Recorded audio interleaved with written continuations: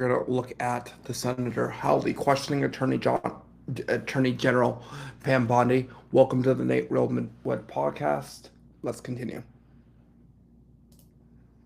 Thank you very much, Mr. Chairman. Attorney General Bondi, good to see you. Welcome. I've been listening closely in this hearing, and I've heard over and over from my Democrat colleagues concerns about targeting political enemies, and they've accused you of all manner of things and the current president. I've also heard them said, and I just wrote it down because I wanted to be sure I heard it correctly. I've heard them say that Joe Biden never targeted his political enemies. Joe Biden never directed his attorney general to target his political opponents. That's interesting, because I could have sworn that yesterday we learned that the FBI tapped my phone. Oh. Let's look at it. We've got a list. Tapped my phone, tapped Lindsey Graham's phone, tapped Marsha Blackburn's phone, tapped 5 other phones of United States senators. Gee, it sure looks like targeting political opponents to me, and yet I haven't heard a word from that side of the dais about any concern whatsoever. We've got nothing but concerns today, but no concern at all for a Justice Department that is tapping the phones of sitting United States senators because who knows why. They don't like them. They're members of the opposition party. They're Republicans. They're conservatives. You've seen this document, Attorney General Bondi. What was going on here? Who ordered this? Who ordered the tapping of the phones of United States senators?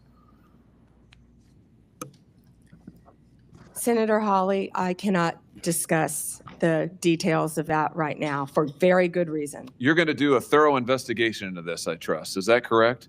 We will be looking at all aspects of this, and I have talked to Director Patel at length about And this. you're going to figure out who was involved in this, who signed off on it, who knew about it. You're going to get to the bottom of all of it. Is it correct? Yes, and I've spoken to Director Patel about it, and he is committed to doing this. Well, I can tell you, we already know many of the details. We already know that this was ordered by the special prosecutor, Jack Smith, who reported directly to the Attorney General of the United States, Merrick Garland. And we know that Jack Smith was on his witch hunt because he was directed to do so by the President of the United States, Joe Biden. Let's just remember. Let's take a walk down memory lane. April 2nd, 2022, the New York Times. Garland faces growing pressure.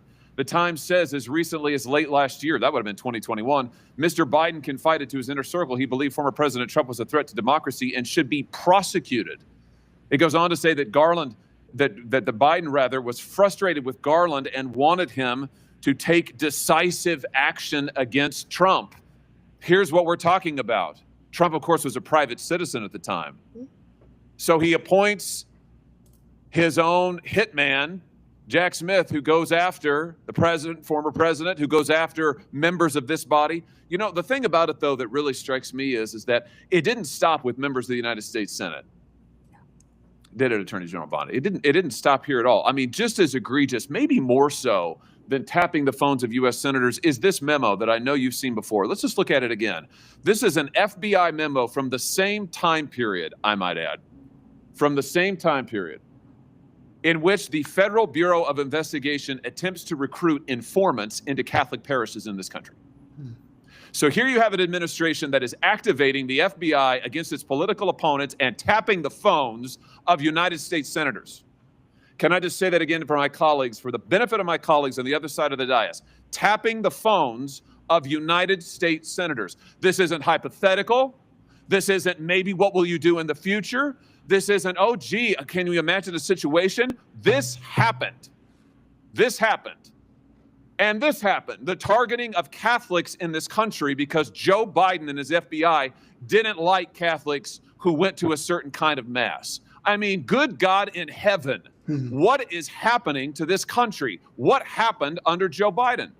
Or then how about this, the infamous school board memo, where Merrick Garland, at the direction of the White House, issued a memo activating the FBI's counterterrorism division against parents who attended school board meetings and had the temerity to ask what their kids were being taught.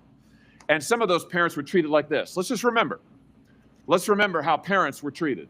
Treated like this man, a parent at a school board meeting, I think in Virginia, who was drug out of the school board meeting. He's bloodied there, you can see it. And what was the response of Joe Biden's DOJ and FBI. It was to issue a memorandum saying that people like this ought to be investigated by the Counterterrorism Unit. And unbelievably, they were. They were. Or how about this? Let's remember Mark Houck and the pro-lifers who were prosecuted for what? For going to a clinic, an abortion clinic, and praying on a sidewalk outside an abortion clinic. This is Mark Houck and his beautiful family at Mass. This man, at the direction of Joe Biden's FBI, this man had an FBI SWAT team come to his door in the early morning hours with his beautiful children there, terrorizing them with weapons drawn.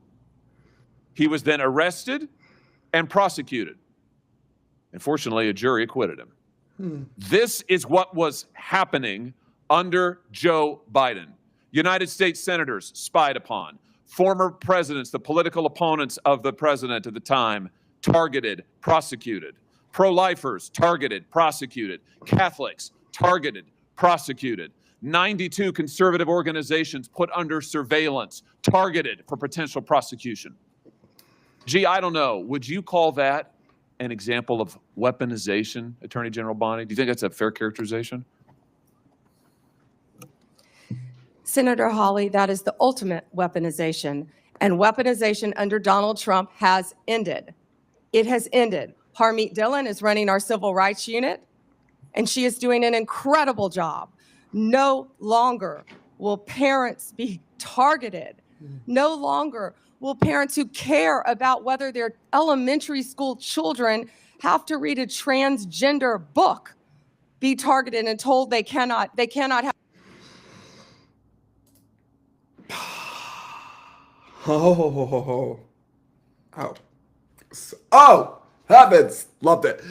I'm just crying because it gets so emotional. It just gets so emotional, right? You're so deep into this, right? What on earth? Okay? Let me clear this board a little second, Liz. Wait a second. Hold on 1 second.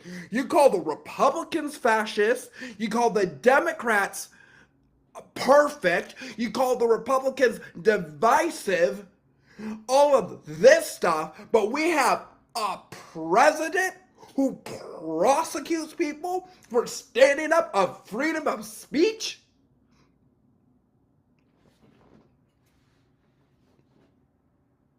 Whoa. Stop. Let me repeat this again. Joe Biden prosecuted people because they stood up for freedom of speech? Somebody went to an abortion clinic and was arrested but then acquitted by a jury? Wait a second. What is going on? And you Democrats preach freedom of this, freedom of that, but it seems like it's only freedom when it fits your narrative. You don't care about the Republican side.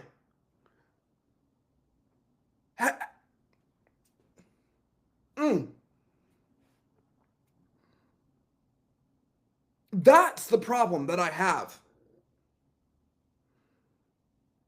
And most of you were probably going to comment like, "Oh, no, that's not true." I don't care if it's true. I mean, that's not what I'm going to say. It is true. It happened to think. I don't care if you don't want to believe it or not. But you can sit there and think it's okay what happened to those people. But wait. It's freedom of speech only when it fits your narrative. It's only freedom of prosecution when it only fits your narrative. Oh, we'll prosecute the other enemies, all that sort of stuff. We'll prosecute those people. Why? When was Bush prosecuted? When was H.W. Bush prosecuted? When was Reagan ever prosecuted? Why? Why go after one person? Because you hate the man. That is why. You hate the man.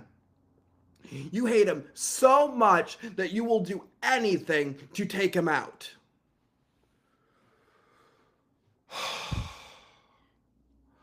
Let's continue watching the video.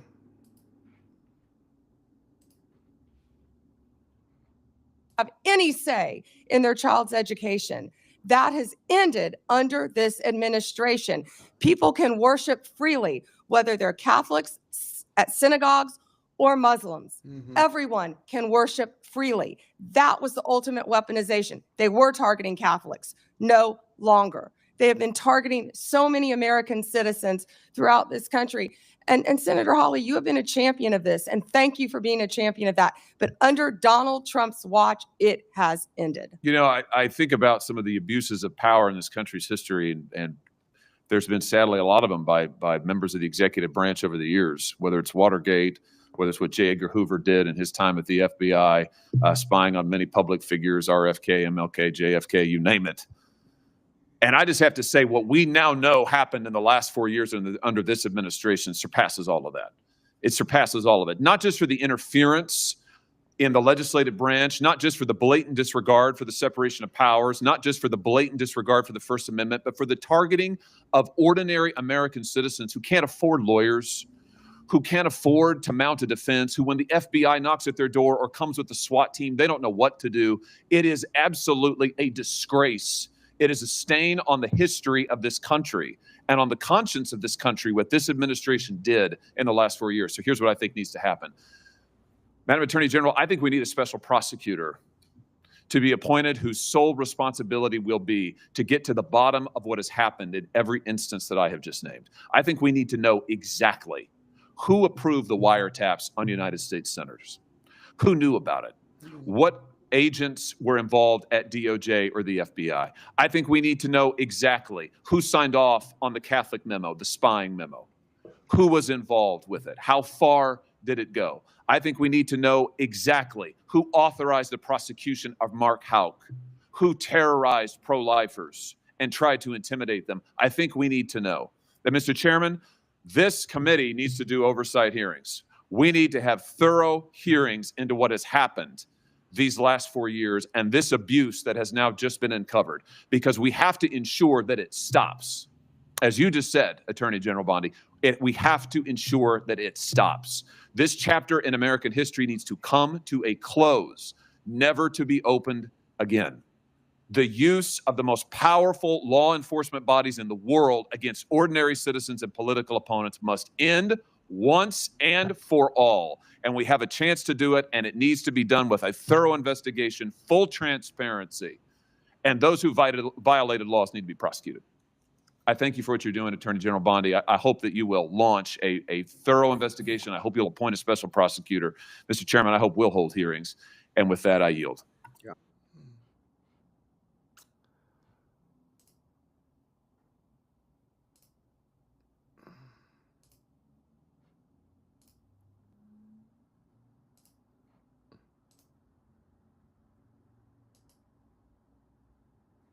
All right. That was amazing. Great speak out. Let's get back into it. If you have just joined me across the aisle, we are live on Facebook and YouTube. Like I said, Facebook, I am still working on getting fixed. So right now it says only me, so I need to figure out what is going on with that right now, but it will be pre-recorded when it's just posted out. So welcome to the Nate Robe Midwest podcast. Like I said, I am a disability advocate in the state of Minnesota. I live in the state of Minnesota.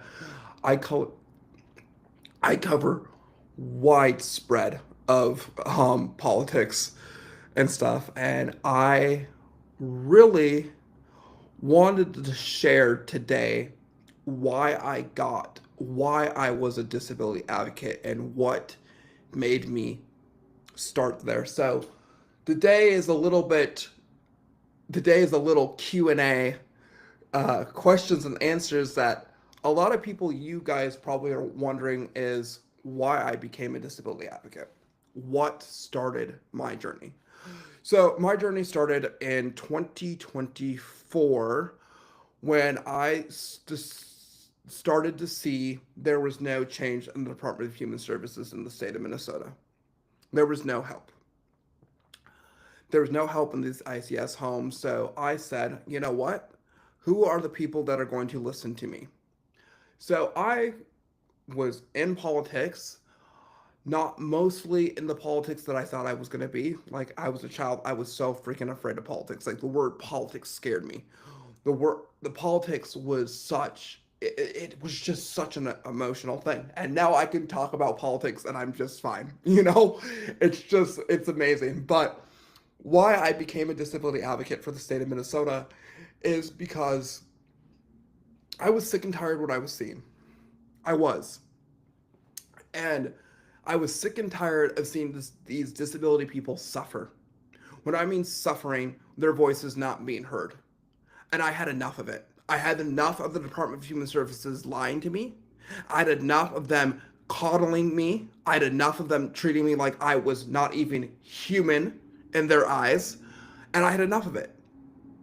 These people in the Department of Human Services do not care about disability people. One thing they care about is money. Another thing that they care about is funneling that money. And this is what we're seeing with the ICS fraud. Animals. Yeah, I hate the word using animals. You're animals if you want to take advantage of people with disabilities. So in 2024, I saw everything change. I moved into a different apartment, ICS, and I said, I'm marching myself up to the Capitol.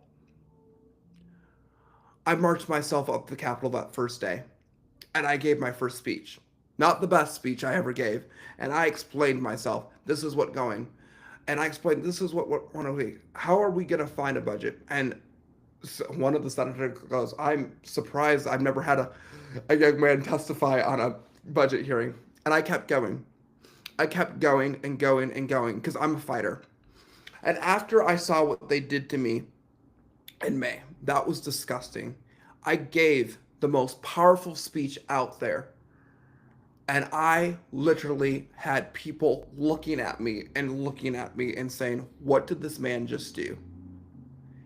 He gave the most powerful speech, a life story, but he gave it and told them that I said, I don't care if people are in a wheelchair. I don't care if they have to sign with their hands. I don't care. I only care for their voices to be heard. Our voices are not being heard because they don't want us to exist. That is the problem. That is why I became a disability advocate for the state of Minnesota. That is why I saw a lot of these issues. And I will keep going and keep going and keep going. Because I am sick and tired of the Department of Human Services saying to us that we have every right to choose a provider. And we're trying to reach out and reach out and reach out. I would like to share a video with you guys about the task force that I was in 2024. I want to share that video and explain to why I was so amped up and so ready to fight for the American people and for the people with disabilities. And I will keep fighting people with disabilities because that is what I am. Nathaniel Olson is a disability advocate for the state of Minnesota and the Nate Real Midwest podcast. So I'm going to share this video with you guys. Let me take some time to find it. It's going to take a while, but I promise we'll find it.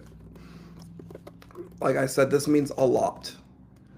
I'm not going to sit here and watch my people suffer, and while they sit there and talk into a committee.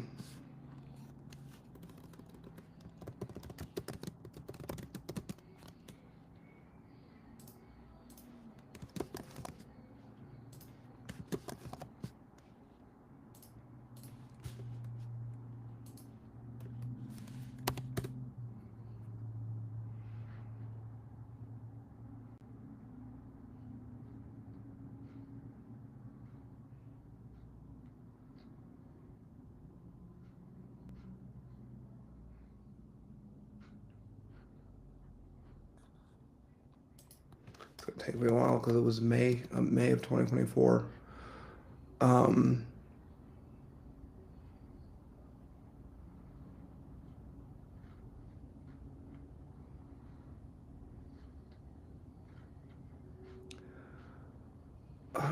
Let's go to.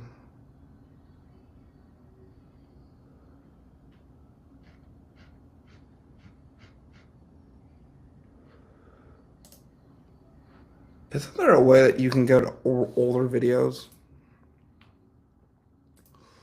Oldest. No, we're not going all the way to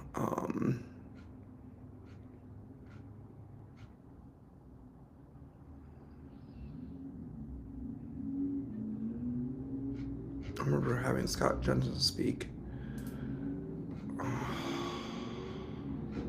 I thought I had this figured out. So we have to go back a year. A year. Can you believe that? We are going back a year. Let's go find this test. Before the Republicans took over in 2025, it was Democratic control. And let me tell you, did these Democrats give two craps of what was happening? No. I mean, I don't think they gave two craps at all. Why is this taking me? Oh, I hate doing this. We really have to go.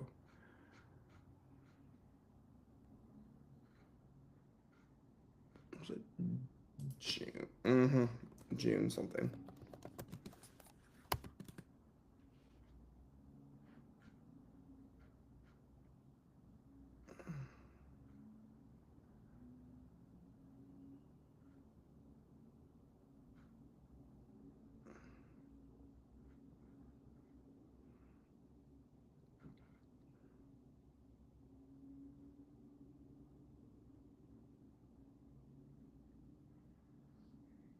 Oh, we had a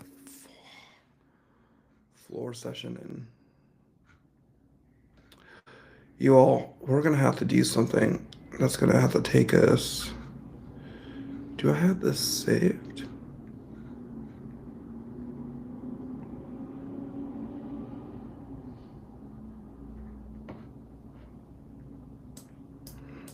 There's a test on aging. That's what I need.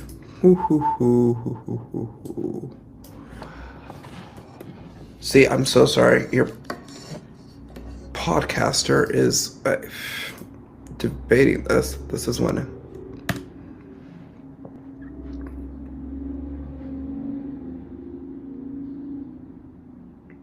Here we go.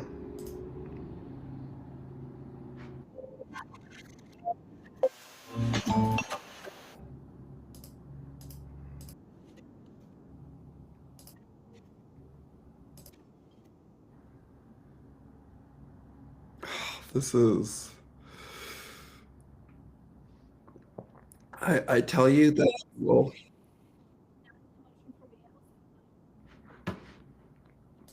you know, I'm gonna cry because.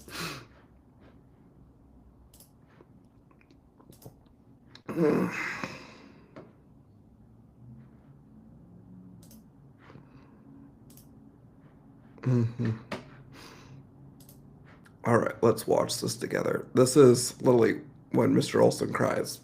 And minutes for April 2024 are adopted.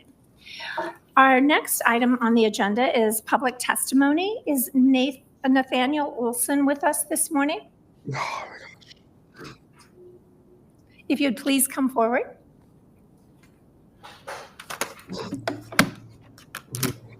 This means a lot to me. Welcome to the committee, and when you're ready, if you would please state your name for the record and begin your testimony. Nathaniel M. Olson, a disability advocate. So, we are looking at the task force enforcing through 2030. Well, I look at this task force and I see nothing for people with mental disabilities. What is going on with that task force? So let me just give you an example of what is going on. If the Department of Human Services doesn't want to uphold the law of what guardianship is and the fact of the matter. I'll give you an example where this is quite concerning, all right? Hennepin County, 110,000 people with disabilities, all goals. The total of people with disabilities in the state of Minnesota is 596,000. Where is the help? My guardian, who works for Scott County, put me in the hospital just because I wanted to have a trip to go to LA. Because she just wanted to put me on a hold. And then she would lie to the doctors and the hospital workers saying I was unwilling to communicate with her. She never sent me an email.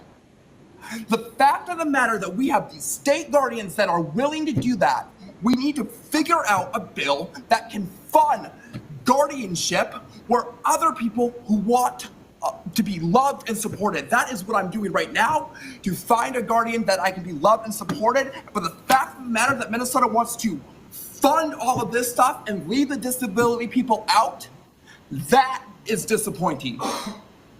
There are people suffering in the state of Minnesota, and there are the disability people that need their voices to be heard, and that is why I'm on the Senate floor here for speaking up. What my guardian did was way too far. And the fact of the matter that she wanted to send me to a mental hospital, away from my family and my friends, the people who care about me, that is sickening and disgusting. And I cannot just stand and watch those people suffer because I had put all of my time and hours in this. Madam Speaker, I am asking you to work with the legislature, figure out a guardianship plan that I can be happy. The only option right now is to go to Dakota Conservative. That's what Scott County wants to send me to. But they say to me, this is your life, we're here to support you. How is it my life if you have a guardian that's taking stuff away from you? How is it somebody who has a disability that would have a guardian that's taking advantage of them? How does that happen? Because the fact of the matter is, the Department of Human Services doesn't want to tell you what's going on behind closed doors. But they know very well that they can take advantage of a vulnerable adult. We are the ones that are being taken advantage, not them. And they will lie to you because they don't want you to know the truth. But I'm telling you the truth, they do not care. That is the fact of the matter right here. That is what is going on. And I will keep fighting until my voice is heard, that I can find a guardian that can love and support me, because I am getting sick and tired day after day, night after night, waking up and thinking, what is going to happen to me because of this guardian?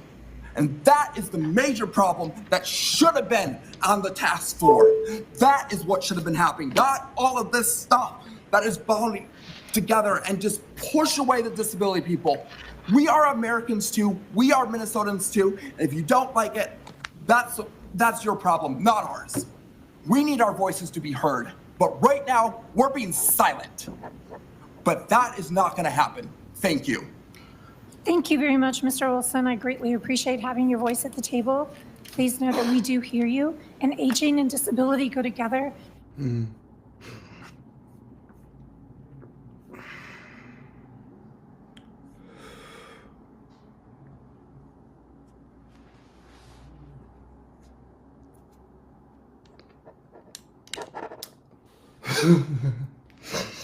You can see a lot of emotion in that video. My testifying has grown because of that. And I'm not done. I will never be done. And the reason why is I'm not going to be done in watching people suffer anymore. Disability people are suffering. And the people in the Department of Human Services, let me make a stern warning. You didn't silence my voice. You woken up a fighter. Thank you for joining the Nate Real Midwest podcast. God bless America. God bless Donald J. Trump. God bless our senators, our House of Representatives. God bless everybody in the United States. And thank you guys for watching this podcast. I love you all. Nate Dogg, as people mostly call me, or on other social media platforms, but the Nate Real Midwest podcast is signing off today. God bless you guys. Much love.